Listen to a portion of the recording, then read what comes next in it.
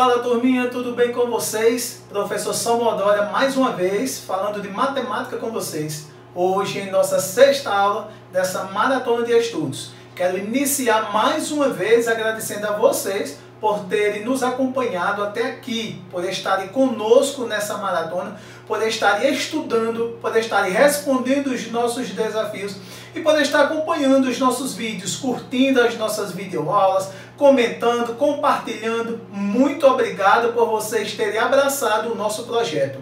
Sem vocês, esse projeto jamais aconteceria. E hoje, em nossa sexta aula, pois é, já em clima junino, né? E aí você, o que tem planejado para o São João desse ano?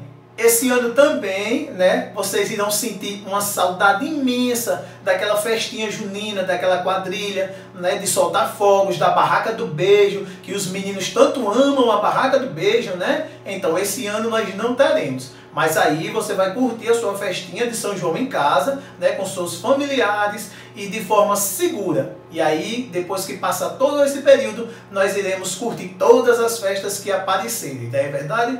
Então vamos falar de algumas curiosidades do São João relacionado à matemática. Olha, um fato curioso está relacionado ao formato das fogueiras que imprimiam um significado religioso na sua armação. Você sabe qual é a relação entre a fogueira e a questão religiosa? O que tem a ver a fogueira, a questão religiosa e a matemática? Ficou curioso? Vamos descobrir isso juntos? Pois é, então eles dizem que as fogueiras, no formato quadrangulares, elas eram dedicadas a Santo Antônio. Aí também eles dizem que as fogueiras triangulares, elas já eram dedicadas a São Pedro. E tem um outro tipo de fogueira. Será que esse outro tipo era dedicado a quem? Pois é, esse outro tipo que era piramidais, elas são dedicadas a São João. Você sabia disso? Que existem vários tipos de fogueira. Que cada fogueira tem um formato matemático. E que essas fogueiras têm dedicações exclusivas? Pois é. Então vamos ver? Olha aqui os tipos de fogueira que nós temos em relação aos festejos juninos. Cada fogueira tem um formato matemático, geométrico. E cada fogueira é dedicação exclusiva a um santo. Santo Antônio, São Pedro, São João. E aí, você sabia disso? Ou descobriu junto aqui conosco? Você está vendo que a matemática ela apresenta-se de forma disfarçada em nossas vidas? Você jamais imaginaria que uma fogueira ela estava sendo montada, estruturada num formato geométrico. E que a geometria faz parte da matemática. E que se não existisse a matemática, não existisse a geometria, talvez vocês não conseguiriam montar suas fogueiras. Está vendo o quanto é importante estudar matemática? Então vamos para a nossa sexta aula. Vamos juntos? E aí, prontos para a nossa aula de hoje? Primeiro vamos lembrar, nosso componente curricular é matemática. O nosso público-alvo são vocês, alunos do 8º ano do ensino fundamental maior. Nessa aula de hoje, nós iremos falar sobre adição e subtração com números racionais. Encontra-se na página 16 do livro didático de vocês. Vamos lá? Então, o objetivo de nossa aula é resolver e elaborar problemas que envolvam adição e subtração de números racionais. Lembrando que no 6º ano, vocês trabalharam com as operações envolvendo números naturais escritos em forma de fração.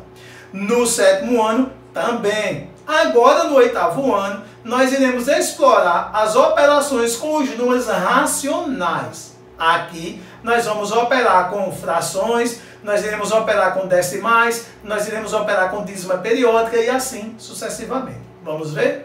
Então, como em toda aula, a gente soluciona uma das questões deixadas no desafio da aula anterior.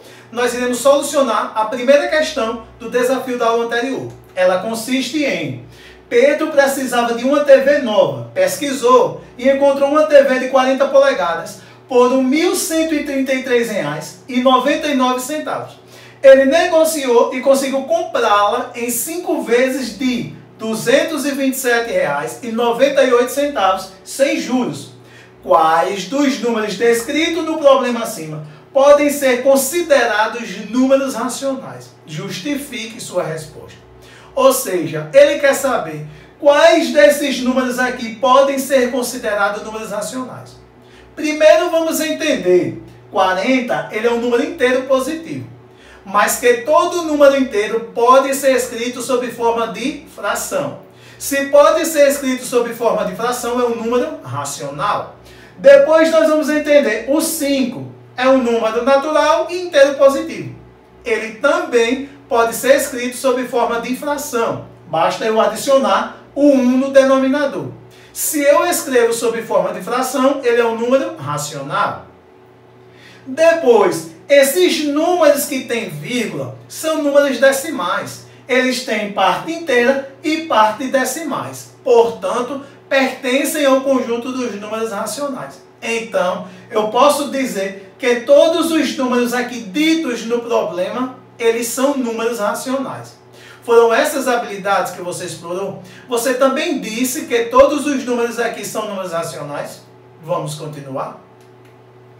Nós iremos estudar a início, adição e subtração, mas que ela vai ser dividida em duas partes. A primeira parte, nós iremos falar sobre a adição ou subtração de duas frações que apresentam os mesmos denominadores. Aí nós vamos ver de que forma nós solucionamos essa operação. Vamos ver? Então eu tenho aqui menos 34 onzeavos menos 1 onzeavos. Eu quero fazer uma subtração entre essas duas frações. Eu vou analisar o seguinte. Primeiro é uma subtração entre números negativos. Segundo, as duas frações apresentam denominadores iguais. Primeiro vamos falar sobre a operação. Se é uma subtração, ela consiste em a primeira parcela, menos 34 onzeavos, será somada com o inverso da segunda, 1 onzeavos. Então fica assim, ó, menos 34 onzeavos somada com 1 onzeavos. O que foi que nós fizemos? Nós pegamos a primeira parcela, está aqui, reescrevemos, a subtração passou a ser uma adição e invertemos o sinal da segunda. Ela era negativa, passou a ser positiva. Essas habilidades nós vimos no 7º ano. Agora nós iremos explorar as habilidades da fração. Nesse caso, como as duas frações apresentam denominadores iguais, é simples. Nós vamos reescrever ou conservar o denominador e operar com os numeradores. Se nós iremos operar com os numeradores, nós temos menos 34 somado com 1. É uma adição de números inteiros com sinais contrários. Sinais contrários a gente subtrai e conserva o sinal. Portanto, se eu irei conservar o denominador, eu terei 11 como denominador. Manterei o 11. Aí eu farei menos 34 somado com 1, eu vou subtrair, vai ficar 33. E conservar o sinal do número de maior módulo. Então, aqui nós ficamos com menos 33 onzeavos. Como menos 33 onzeavos é uma fração que pode ser reduzida, ou seja, toda fração representa uma divisão entre o numerador e o denominador. 33 pode ser dividido por 11 e dá 3. Como é uma fração negativa, o resultado é menos 3. Portanto, você viu que para nós somar ou subtrair frações com denominadores iguais, nós somamos ou subtraímos os numeradores e conservamos os denominadores. Se de alguma forma essa operação aqui não ficou bem clara para vocês, se você sentiu alguma dificuldade por questão das operações, pause o vídeo, volte, reveja e aí você pode continuar a aula. Vamos juntos? Agora, nós iremos operar com duas frações que apresentam denominadores diferentes. Primeiro, nós precisamos entender o seguinte. Se as duas frações apresentam denominadores diferentes, antes de somar ou subtrair, nós precisamos reduzi-la aos mesmos denominadores. Para reduzirmos duas frações aos mesmos denominadores, nós temos dois critérios. Ou procurar na classe de equivalência de cada uma frações equivalentes, ou nós explorarmos o MMC. Mas também tem um segundo critério, que é um macetezinho que nós iremos explorar aqui agora, que é o seguinte. Portanto, é assim. Se 5 é um número primo, e eu quero fatorar 5 e 6, para que eu possa encontrar o MMC entre eles dois, basta eu multiplicar eles entre si. Se eu multiplicar 5 por 6, eu encontro 30. E eu estou dizendo que 30 é o MMC entre 5 e 6. Mas não é em todos os casos que vocês podem explorar essa habilidade. A gente precisa ter cautela. Olha, eu reduzi as duas frações aos mesmos denominadores, 30. Se eu alterei os denominadores, automaticamente eu vou alterar os numeradores. E aí, para alterar os numeradores, eu fiz o seguinte.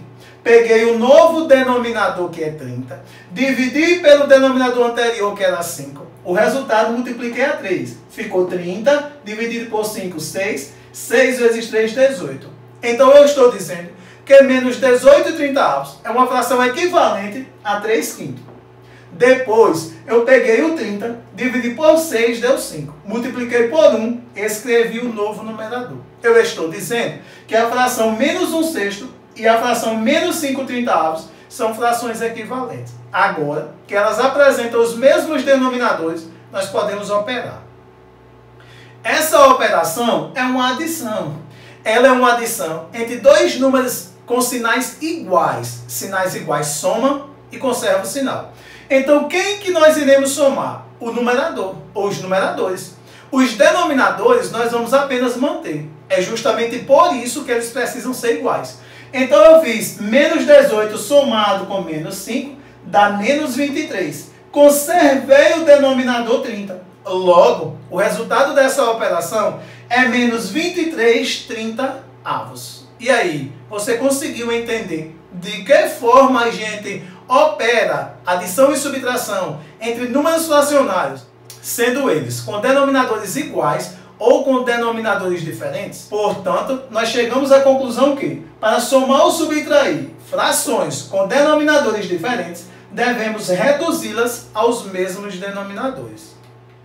Aí nós vamos ver o seguinte. Nós falamos das operações de adição e subtração entre frações ou números racionais, fracionários, com denominadores iguais e com denominadores diferentes. Em algum momento falamos da subtração e as suas propriedades, em outro momento da adição e as suas propriedades. Solucionamos os problemas explorando as habilidades tanto da transformação das frações quanto da própria operação.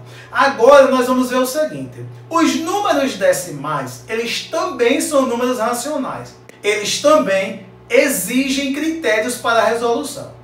Então aqui nós queremos somar 7,88, que é 7 inteiro e 88 centésimos, somado com 3,50, que é 3 inteiro e 50 centésimos, somado com 4,38, que é 4 inteiro e 38 centésimos. Nesse caso, eu quero somar esses três números decimais entre si, sendo que eles apresentam parte inteira e parte decimal. Aí, eu escrevi em uma tabela o critério ou o algoritmo de solucionar esse problema, para que fique claro para vocês como vocês podem e devem solucionar números racionais escritos sob forma de decimais.